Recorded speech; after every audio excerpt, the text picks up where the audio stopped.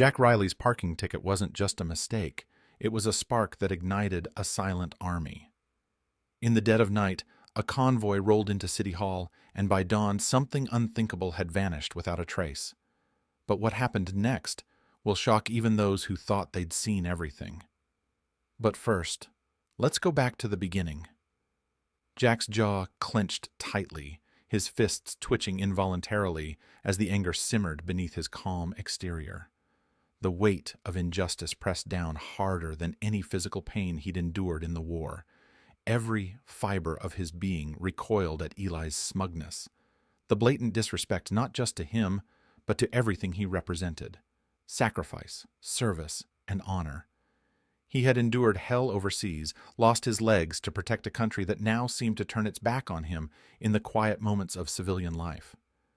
The parking lot, once just a mundane space, had transformed into a battleground.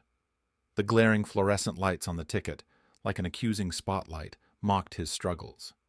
He recalled the precise moment he stepped out of the truck, the careful coordination needed to balance on his prosthetics, the sharp sting in his sockets as he maneuvered onto the curb.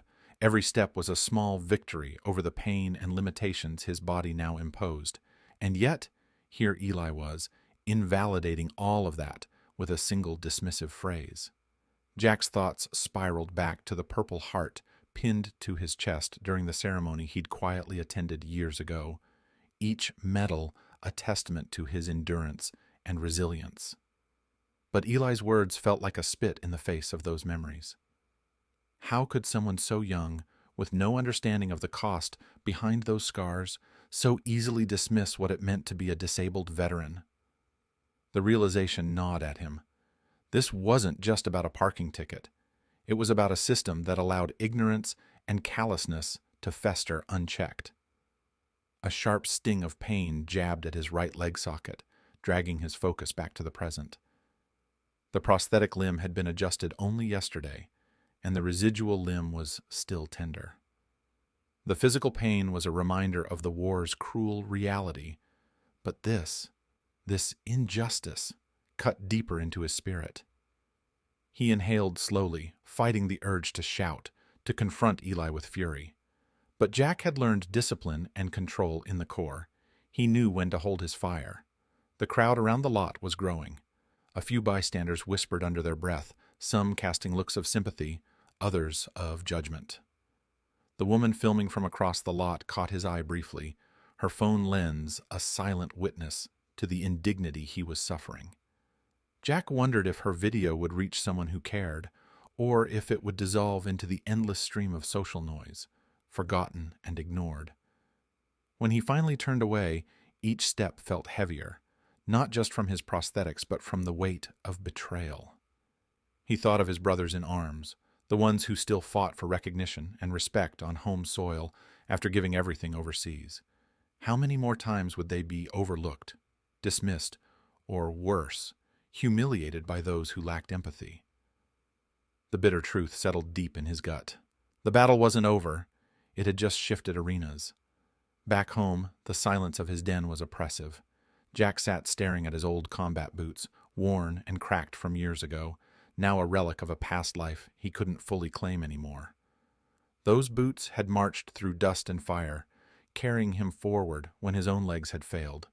Now they were a symbol of loss, a reminder of what he once was, and the invisible barriers he still faced.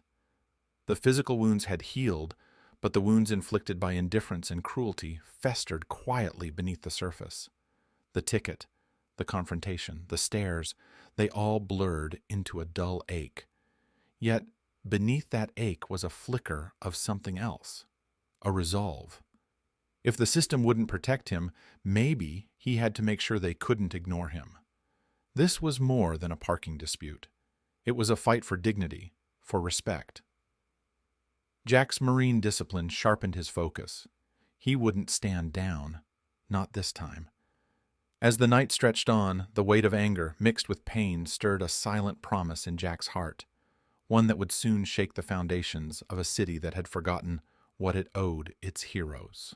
The morning air was sharp and cool as the first rays of dawn stretched over City Hall's concrete expanse. Silence hung thick, broken only by the faint hum of engines and the precise, practiced clatter of heavy machinery moving with ruthless efficiency. The viral storm had ignited something primal, an unyielding solidarity born of shared sacrifice and unspoken oaths. Jack stood back, his breath steady but his chest swelling with something he hadn't felt in months, a surge of hope. Around him, the men he'd bled alongside operated with the unshakable calm of warriors executing a mission. The flatbed was lowered with care, the bulldozer's steel teeth sinking into the parking booth's foundation, like a scalpel cutting away injustice. Each movement was deliberate, practiced, no vandalism, no senseless destruction, only precision retribution. The parking booth, that small fortress of petty cruelty and bureaucratic apathy, was dismantled piece by piece. Eli's smug throne was reduced to rubble, but there was no anger in the operation, only solemn resolve. These were men who understood respect, discipline, and the sacredness of their bond. What they destroyed was not a structure, but a symbol of everything they refused to accept: disrespect, disregard, and the erasure of their service. The weight of years pressed on Jack's shoulders, yet the unity of his brothers ignited a fire in his soul. He watched as the booth was loaded onto the flatbed, secured tightly, ready to be spirited away to a veteran-run scrapyard, a place where discarded metal could find new purpose. This was no mere act of rebellion. It was a reclaiming of dignity. When the last bolt was wrenched free, and the foundation torn asunder, a single sign was laid carefully in the booth's place. White letters on a stark black background, "Reserved for heroes, Semper Fi." The words hung like a vow, a declaration that those who served would no longer be overlooked or marginalized. The police arrived as the sun climbed higher, their presence professional but restrained. No arrests were made, no questions were pressed. The lack of license plates, the silent coordination, the unwavering brotherhood, all shielded the men from scrutiny. Cameras, usually omnipresent, caught nothing but empty streets and a single defiant sign. City Hall opened its doors to a town murmuring with quiet shame. Behind closed windows and beneath polished floors, whispers of the incident rippled through corridors of power. Yet outside, the message was unmistakable. The veterans were watching, and when one was wronged, all stood ready. Jack's gaze remained fixed on the sign, the emblem of their mission, carved not in stone, but in spirit. For the first time in a long time, he felt the weight of defeat lift, replaced by a fierce, unshakable triumph. This was not just about a parking ticket anymore. It was a statement, a call to arms renewed in the heart of a community bound by sacrifice and unbreakable loyalty. Hope had returned, not as a fragile wish, but as an armored shield forged in the fires of brotherhood. Jack's pain, once isolating, was now shared, transformed into strength. The city could no longer ignore the voices of those who had carried its burdens, bore its wounds, and stood ready to defend its honor, on foreign soil or at home. As the convoy melted into the early morning haze, Jack allowed himself a quiet smile. This was only the beginning. The fight for respect had found its champions once more.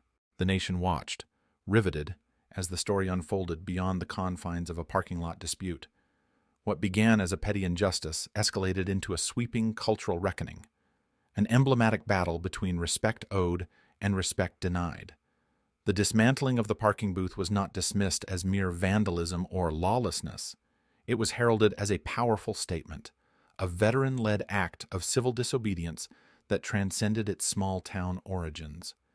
It struck a chord deep in the American psyche, where service and sacrifice have long been both revered and at times painfully overlooked. Television anchors replayed the grainy footage of the booth's methodical removal, juxtaposed with interviews of veterans describing the weight of invisibility many had borne since returning home. The narrative shifted from outrage at property destruction to a celebration of righteous indignation, a message unyielding in its clarity. You do not disrespect those who gave everything. The voice of a retired Marine Corps general echoed across screens nationwide, his words a rare and solemn indictment. If cities won't stand for our veterans, then it's no surprise their brothers will. The simple truth landed like a thunderclap, shaking complacency and igniting conversations far beyond municipal parking policies. Within City Hall, the political tremors were immediate and unrelenting. The mayor's office scrambled to contain the fallout, voiding the unjust ticket with an apologetic statement that rang hollow against the magnitude of public sentiment. Yet the real consequences were sharper and more lasting. Eli Warren's history of mistreatment was unearthed, complaints buried but never addressed, revealing a pattern of neglect and hostility toward vulnerable citizens. Suspension turned to termination as public pressure mounted, a rare moment of accountability in a system too often indifferent. But the city's response did not end at personnel changes. The mayor's announcement of sweeping reforms resonated like a promise finally kept. Lifelong free parking permits for disabled veterans were instituted, and sensitivity training for all contracted city employees became mandatory. These policies, born from crisis, set a precedent, an acknowledgement that respect for veterans must be woven into the fabric of governance, not granted as a privilege, but recognized as an obligation. Beyond the halls of power, the story catalyzed an outpouring of generosity. Donations flooded in from across the country, surging beyond $200,000 in just 3 days.